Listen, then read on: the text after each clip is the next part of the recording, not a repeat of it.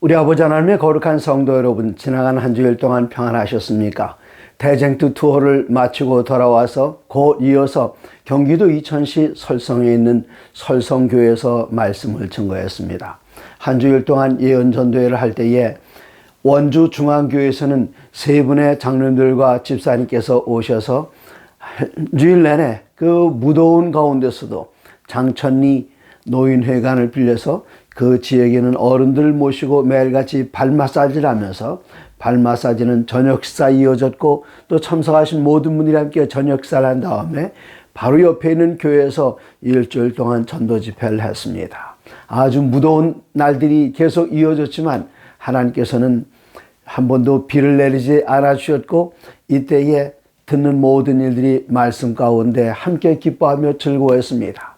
전국의 900여 교회들 가운데 약 270여 교회는 목회자들이 계시지 않고 혹은 은퇴 목사님이 계시거나 평신도 지도자들이 교회를 인도하고 계십니다. 그런 교회들 가운데는 여러 해 동안 전도회나 연말 기도주일이나 사경회를 하지 못한 교회들이 있습니다. 혹시 사경회가 필요하거나 기도주일이 필요하거나 아니면 전도회를 하셔야 할 그럴 필요를 느끼신다면 재정에 대해서 염려하지 마시고 요청만 하시면 모든 비용을 들여서 함께 말씀으로 섬기며 봉사할 수 있습니다. 그런 교회 알고 계시거나 아니면 여러분께 출석하시는 교회에서 그런 필요가 있으시면 언제든지 연락해 주시기 바랍니다. 저희들은 그리스도와 함께 겪는 그 고난에 대해서 한 기 동안 공부하면서 오늘은 그 세 번째 시간으로 세 장이라는 좀 독특한 제목으로 말씀을 나누겠습니다. 와이프님께서 쓰신 치료봉사 472쪽에는 재미있는 이야기 하나가 소개되어 있습니다. 새들 가운데 노래를 잘 불러서 사람들의 시선을 끄는 그런 새들이 있습니다. 어떻게 그런 새들이 노래를 부를까요? 이렇게 환한 곳에서는 새들이 노래를 배우기 쉽지 않습니다. 그냥 아주 작은 한 부분 흉내는 낼 수 있을지 모르지만 노래 전곡을 다 잘 부를 수는 없습니다. 이럴 때 새들을 조련하는 방법이 있습니다. 새들을 새장 안에 집어넣어두고 까만 천으로 둘러싸면 바깥에 빛이 조금도 들어가지 않습니다. 그럴 때에 바깥에서 노래를 반복해서 10번, 20번, 100번 아니면 그 이상 많이 들려줍니다. 그러면 이 새들은 처음부터 끝까지 그 노래를 따라서 부를 수 있고, 그 다음에는 이 새장에 덮여있던 그 검은색 천을 다 들춰내도 이 새는 밝은 빛 아래서나 어두운 곳에서나 항상 아름다운 노래로 우리를 즐겁게 해줄 수 있습니다. 우리들도 마찬가지입니다. 그리스도인들이 살아갈 때에 이 시련의 터널을, 어두운 터널을 지나고 나면은 새로운 경험의 노래를 부를 수 있습니다. 오늘은 어떤 경험의 노래들을 부를 수 있었는지 말씀 가운데서 찾아보시겠습니다. 출애굽기 14장에 보시면은 이제 이스라엘 백성들이 애굽을 떠났습니다. 정말 고난 가운데 400여 년을 그들이 살다가 이제는 하나님께서 인도하시는 약속의 땅으로 가는데, 그들이 애굽에서 겪는 고난과는 또 다른 시련의 터널을 지나야만 했습니다. 이렇게 시련을 겪고 고난을 겪으면서 단련된 그 사람들이 약속의 땅에 들어가서는 하나님을 잘 섬길 수 있고 이웃 나라들이 하나님의 사랑을 나눌 수 있기 때문에 하나님께서는 그들에게 훈련의 기간, 시련의 기간을 허락해 주셨습니다. 이스라엘 백성들이 애굽을 벗어나서 이제는 자유해방이다 외치면서 나옵니다. 그들을 억제이는 애굽인들의 압박은 사라졌습니다. 그들 손에는 애굽인들로부터 얻은 400여 년의 품삯으로 받은 그 수많은 금은 보화들이 있었습니다. 이제 마음도 가볍게 출애굽에 나가고 있는데, 한편 노예들을 다 놓쳐버린 애굽의 왕 바로는, 그리고 애굽의 모든 신하들은 억울한 생각이, 분한 생각이 들었습니다. 앞으로 이 모든 건축 공사를 누가 해야 할 것인가? 아직도 히브리 노예들이 필요했습니다. 그래서 그들은 뒤쫓기 시작했습니다. 그때 얼마나 많은 병거들이 뒤쫓아가는 출애굽기 14장 6절에 기록되어 있습니다. 바로가 곧 그의 병거를 갖추고 그의 백성을 데리고 갈새 7절 선발된 병거 600대와 특수한 전차 600대입니다. 그리고 애굽의 모든 병거를 동원한 이 지휘관들이 다 거느렸더라. 이 나라의 모든 군대가 다 동원돼서 쫓아갔던 것 같습니다. 이제 점점 그들이 히브리인들이 가까워집니다. 히브리인들은 앞으로 나아가다가 그 앞에 놓여져 있는 홍해바다에서 더 이상 진격할 수 없음을 알았습니다. 홍해바다만 문제가 아니었습니다. 뒤에서 들려오는 말병거 소리에 그들은 움츠러들었습니다. 앞에는 홍해바다, 뒤에는 애굽의 군대, 문자 그대로 진퇴양난의 순간이었습니다. 그들이 어찌할 바를 알지 못할 때에 하나님께서는 모세에게 지시하셨습니다.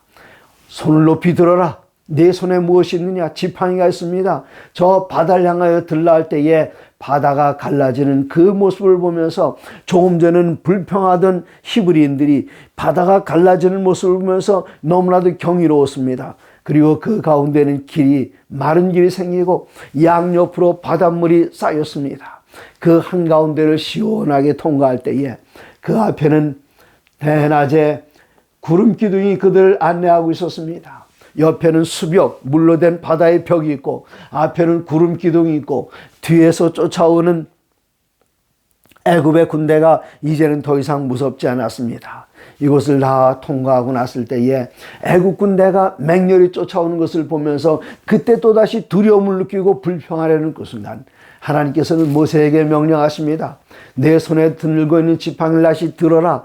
그 지팡이를 다시 들었을 때에 옆으로 갈라졌던 그 바닷물이 하나로 합치면서 저 바다 아래에 마른 땅처럼 탄탄대로를 이제 건너왔는데 애굽의 군대들이 그 한가운데쯤 와 있습니다. 양쪽에는 물들이 하나로 합치게 될 때에 저 바다 아래에 있던 애굽의 군대는 여지없이 수장당하고 말았습니다. 그때 그 구원의 아름다운 그 놀라운 그 신비한 광경을 보았던 이스라엘 백성들이 불렀던 노래, 그 가운데 지도자 모세가 노래를 부릅니다. 여기 이러한 새 장에 갇혀있던 새가 대낮에는 빛 가운데서는 맑은 대전에서는 노래를 배울 수 없지만 이곳을 캄캄한 어두운 천으로 시커먼 천으로 감싸놓고 바깥의 빛이 조금 들어오지 않는 그 시련의 공간 속에서 새가 노래를 배울 수 있었던 것처럼 이스라엘 백성들이 홍해바다를 통과한 다음에 모세의 입술에서는 노래가 흘러나왔습니다. 14장 1절부터 여호와께서 모세에게 말씀하여 이르시되 홍해바다를 건너는 그 사건이 있은 그 다음에 15장 홍해바다를 다 건넜습니다. 15장 1절입니다. 이때에 모세와 이스라엘 자손이 이 노래로 여호와께 노래하니 일렀으되 내가 여호와를 찬송하리니 그는 높고 영어로우시며 말과 그 탄자를 바다에 던지셨음이로다. 모세의 노래가 계속됩니다. 요한계시록 보면은 모세의 노래와 어린 양의 노래를 구원받은 백성들이 불이 섞인 유리바닷가에서 부른 장면이 나옵니다. 앞으로 우리가 경험하게 될 그 노래를 모세가 이때 불렀습니다. 18절까지 이 노래가 계속됩니다. 그 다음에는 모세의 노래에 이어서 미리암의 노래가 이스라엘 모든 여인들이 함께 부르는 그 아름다운 노래, 소고를 치면서 작은 북을 치면서 하나님을 찬양하며 노래를 부릅니다. 어디에서 배운 노래입니까? 400여 년 동안 그들은 고난의 터널을 지나왔습니다. 그리고 이들은 열재앙을 목격했습니다. 그리고 이들은 홍해바다를 건너가면서 그들은 이 아름다운 경험의 노래를 불렀습니다. 우리들도 시련의 터널을 지내고 난 다음에 하나님께 영광과 찬양을 돌리면서 부를 노래가 우리 입술에 있습니다. 이제 홍해바다를 건너고 하루길을 지나고 이틀길을 지나고 사흘길을 지날 때까지 하나님께서는 곳곳에 샘이 있게 하셨습니다. 이 광야를 여러분께서 한번 방문해 보신 분들이 계실지 모르겠습니다만은 샘물을 찾기가 쉽지 않아요. 그러나 이스라엘 백성들이 가는 길목마다 하나님께서는 샘물이 솟게 하셔서 이스라엘 백성들은 조금도 목마르지 않았지만 홍해바다를 건너서 그 놀라운 구원의 경험이 있은 사흘이 되었을 때에 그들이 마라라는 곳에 이르렀습니다. 마라라는 곳에 들어가서 사흘 길을 걸었지만 물을 얻지 못했습니다. 근데 마라라는 곳에 가보니까 물이 있었어요. 그래서 이스라엘 백성들이 너무나도 반가워서 엎드려서 그 물을 마시려고 떠서 입에 넣었더니 그 물맛이 너무나도 써서 먹을 수가 없었습니다. 입에 넣었다가 그대로 뱉을 수밖에 없었습니다. 지금 이 무더운 여름철, 지금은 그런 약을 쓰지 않습니다만은 제가 어렸을 때 배탈이 나거나 그러면은 어머니께서는 저에게 아주 쓴 그 풀을 데려가지고 주셨는데, 익모초라고, 보통 육모초라고 부르죠. 다른 말로는 익모초라고 하기도 하고, 때로는 더위풀을 끓여서 먹여주시는데 그게 너무나도 썼습니다.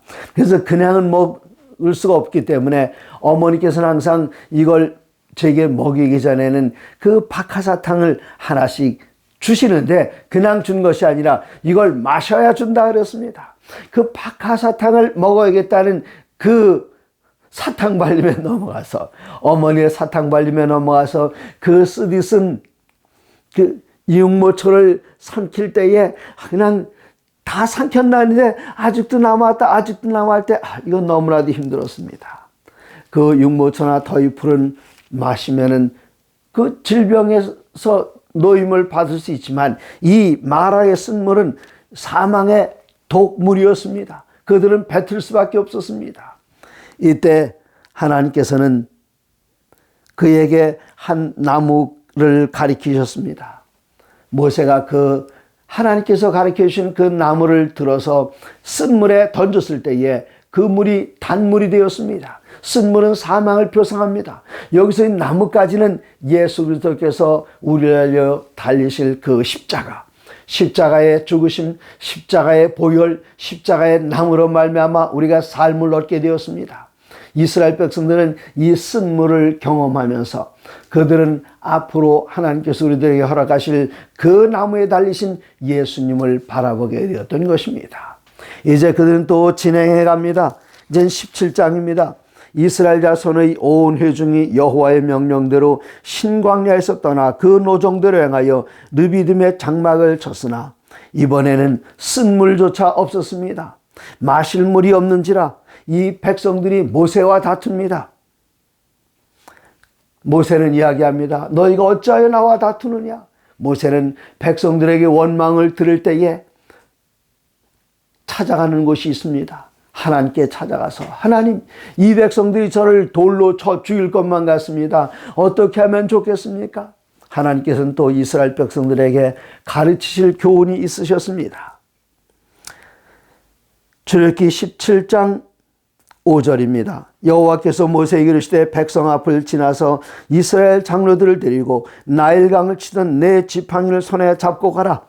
6절입니다. 내가 호렙산에 있는 그 반석이 거기서 내 앞에 서리니 너는 그 반석을 치라.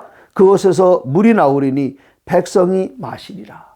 하나님께서 반석에 서셨습니다. 그리고 말씀하십니다. 너는 그 지팡이로 반석을 치라. 그러면 반석에서 물을 내리라. 누가 반석 위에 계신다고요? 반석을 치는 것이 아니라 반석 위에 계신 하나님을 치는 행동이었습니다. 그럴 때에 그들에게서 생명의 물이 주어졌습니다. 우리 하나님께서 침을 당하셨을 때에 우리 주님께서는 그들에게 생수의 근원이 되셨습니다. 또다시 이 반석은 고린도전서 10장에서 반석은 그리스도라 말씀하셨습니다. 반석 위에 서신 분은 그리스도이셨습니다.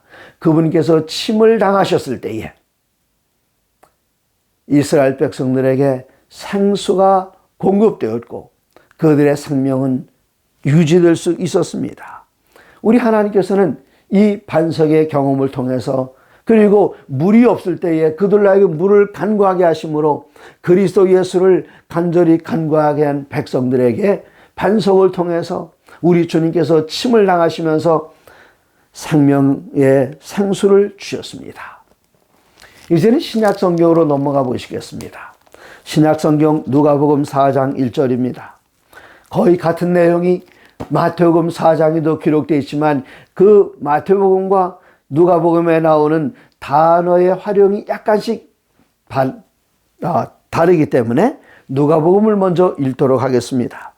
누가복음 4장 1절입니다.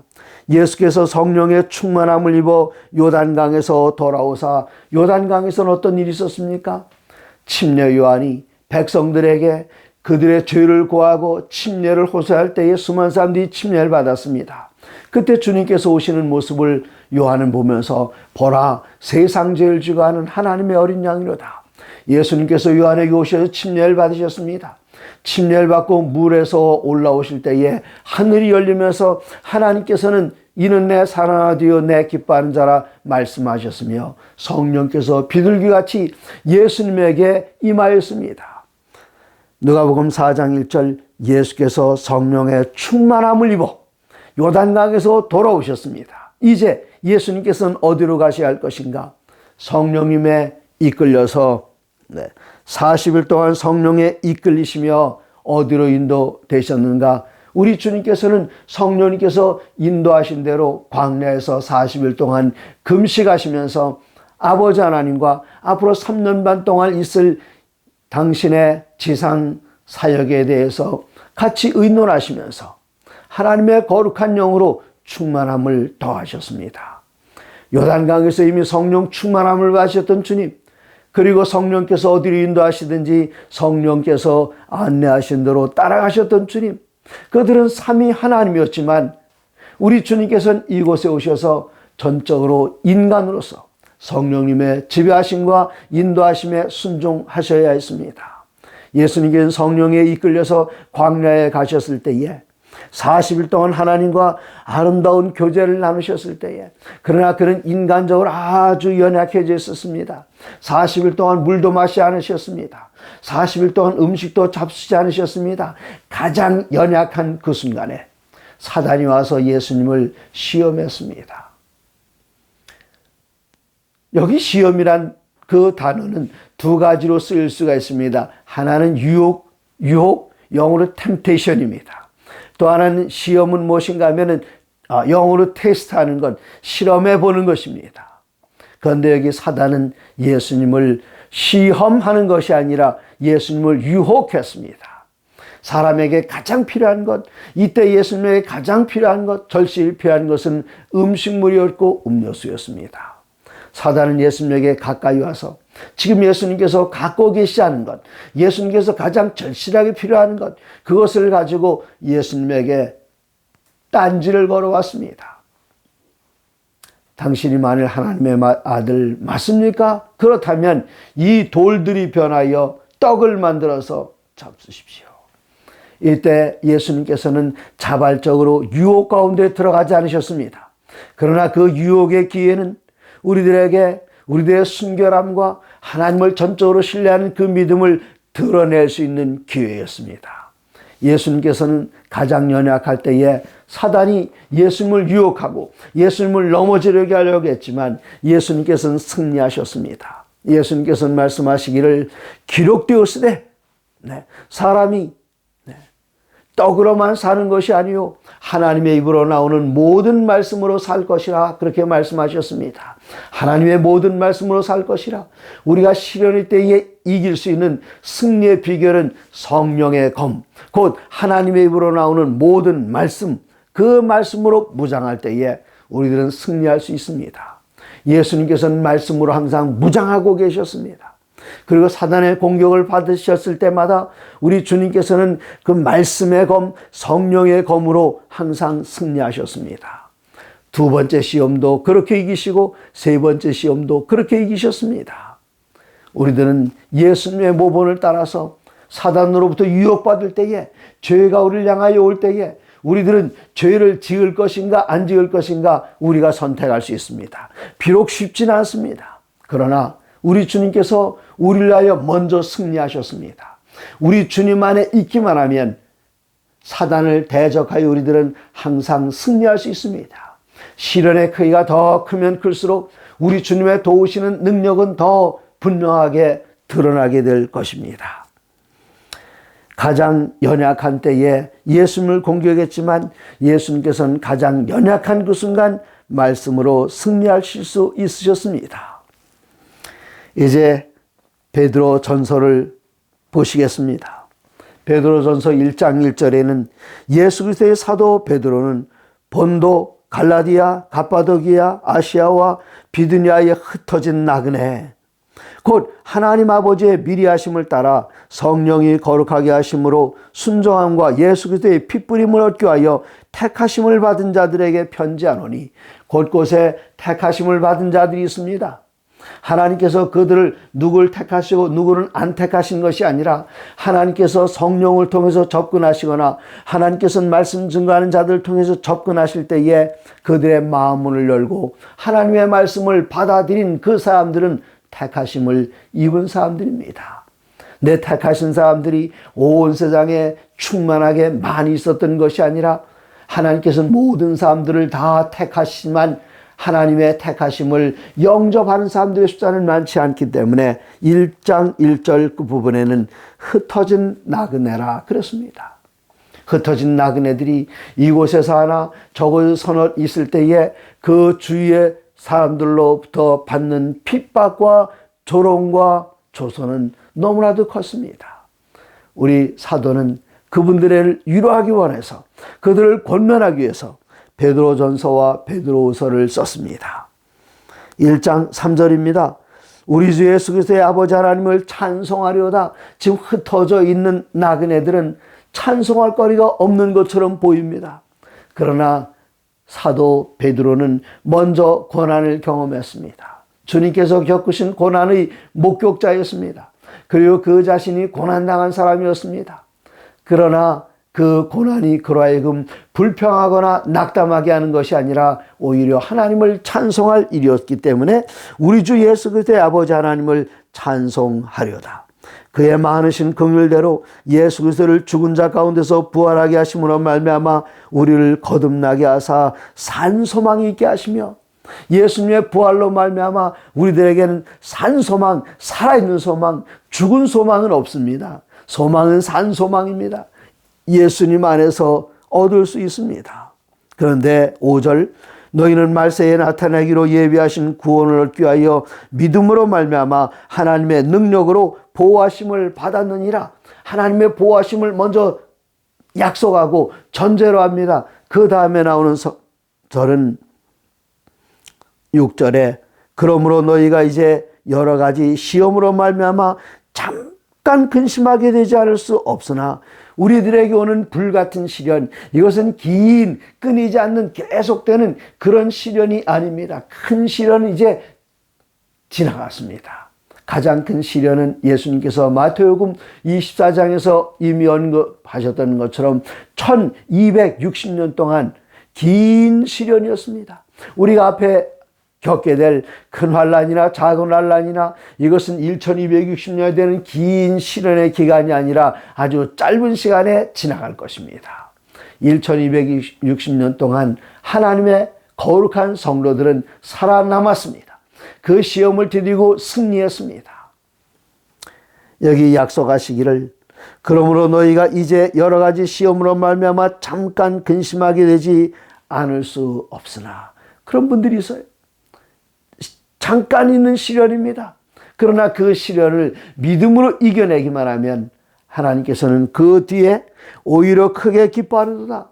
기쁨의 자랑거리를 주시고, 7절에 너희 믿음의 확실함은 불로 연단하여도 없어질 금보다 더하여 예수 그리스도께서 나타나실 때의 칭찬과 영광과 존귀를 얻게 할 것이니라. 주님께서 오실 때까지 기다리지 않아도 됩니다. 그 전에 우리에게 잠깐 오는 그 시련을 이겨내면은 하나님께서는 지금도 기쁨의 이유를 주십니다. 제가 이번에 여행하면서 함께 공부를 신학을 했던 한 형제 목사님의 이야기를 들었습니다. 이분이 고등학교 다닐 때는 안식일을 지키질 못했어요. 그러나 그 믿음 안에서 신학교 가기를 원했습니다. 신학교 온 다음에 그분은 침례를 받으셨습니다. 거기 목사님도 훌륭한 분이셨어요. 안식일을 지키지 않았기 때문에 그 형제에게 침례를 주지 않으셨습니다. 그러다 이제 1학년을 마치고 2학년을 다니다가 군대에 갔습니다. 군대에 가서는 그가 신앙의 자세를 든든하게 했습니다. 하나님 앞에서 하나님께서 나에게 명령하신 그 안식일, 이 안식일은 명령하셨으니 명령은 곧 허락이다. 그런 믿음을 가지고 안식일 지키기 위해서 애쓸 때에 그는 고참 병사들에게 맞은 것이 아니라 중대장에게 맞았는데 하루, 이틀, 사흘, 마침내 영창에까지 보내줬습니다.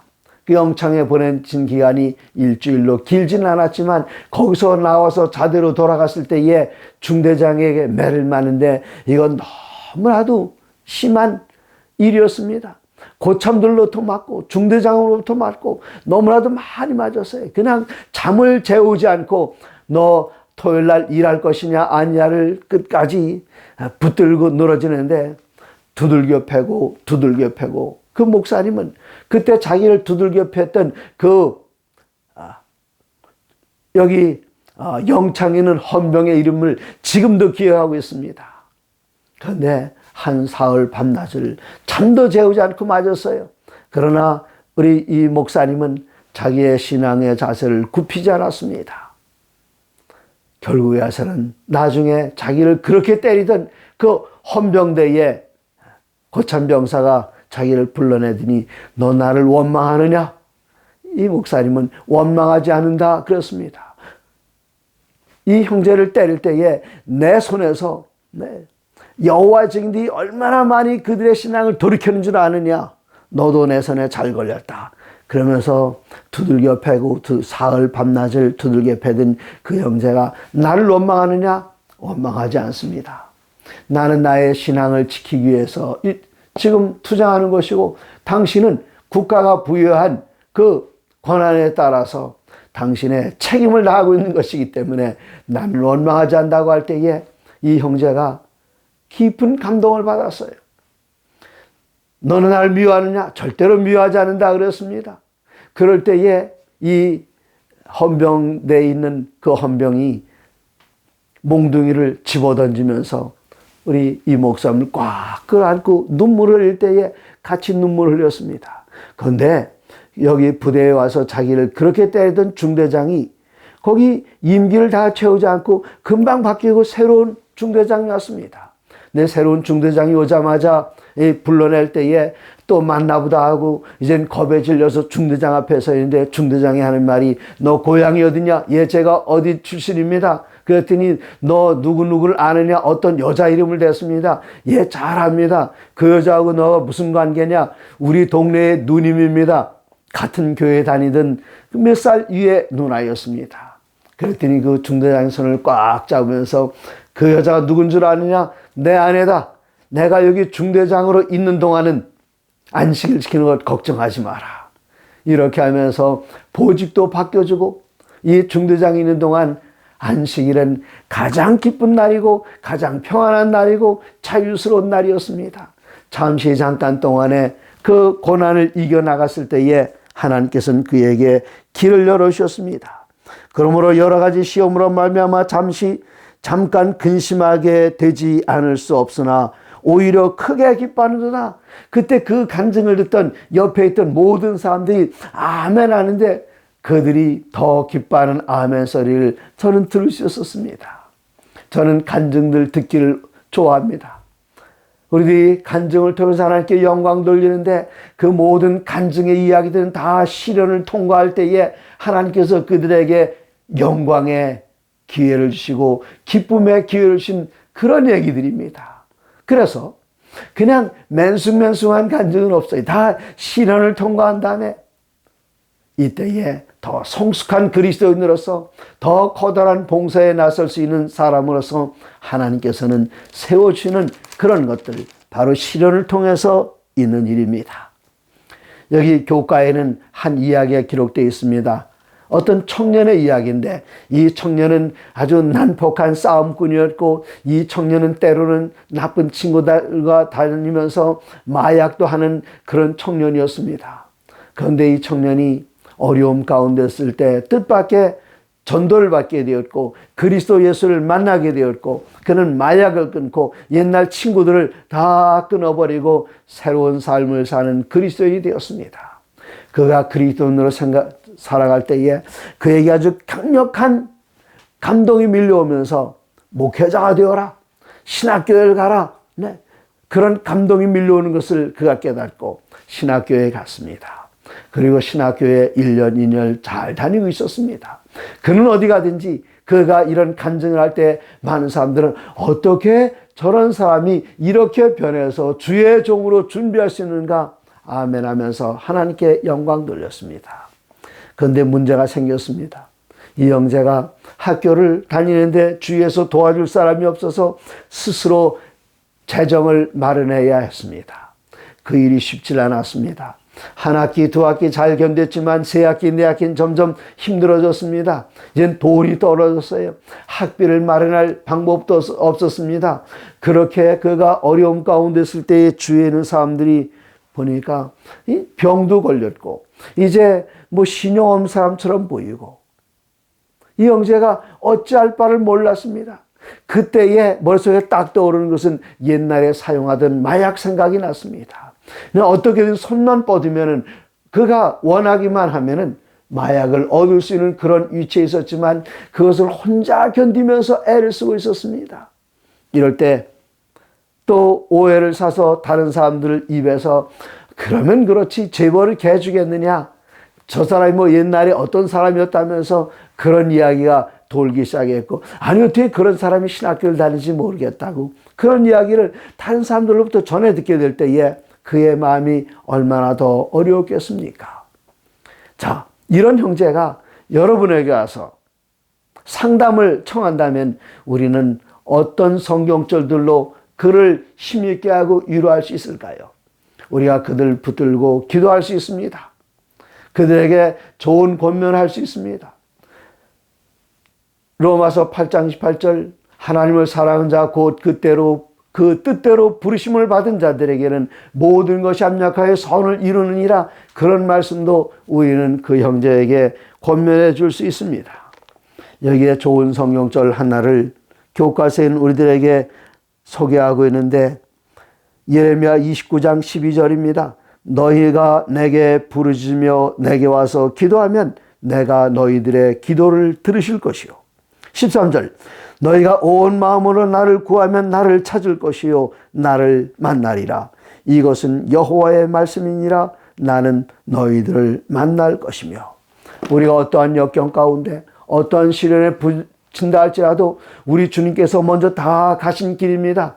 그리고 우리가 막다른 골목에 이르렀을 때 하나님께서는 드라마틱한 방법으로 우리를 건져주시고 붙들어 줄 것입니다. 성경에 있는 그 약속을 믿고 우리가 어려운 가운데 있을 때 하나님을 찾고 찾으면 하나님께서는 우리가 찾을 때까지 기다리지 않으십니다. 먼저 와 계십니다. 다만 우리가 그분을 찾기를 기다리고 계실 뿐입니다. 하나님께서는 멀리 계시지 않습니다. 도움의 손길을 내밀면 우리 주님께서는 하나님께서는 성령께서는 우리의 손을 붙들고 우리를 인도하시고 마침내 우리가 하나님 앞에서 우리의 순결함을 지키고 말씀 안에서 계명 안에서 주님 뜻대로 살기로 결심하며 앞으로 전진할 때는 앞이 아무것도 보이지 않는 캄캄한 오리무중이라 할지라도 우리 주님의 손 붙들고 요단강에 발을 담기면 요단강이 열리는 경험을 하게 될 것입니다. 여러분 믿음으로 우리가 당한 모든 불같은 시련을 이겨내시고 마침내 정금같이 나와 하나님께 승리의 영광을 돌리는 거룩한 성도 되시기를 바랍니다. 하나님의 거룩한 말씀으로 하나님의 모든 말씀으로 승리하시며 살아가시기를 바랍니다.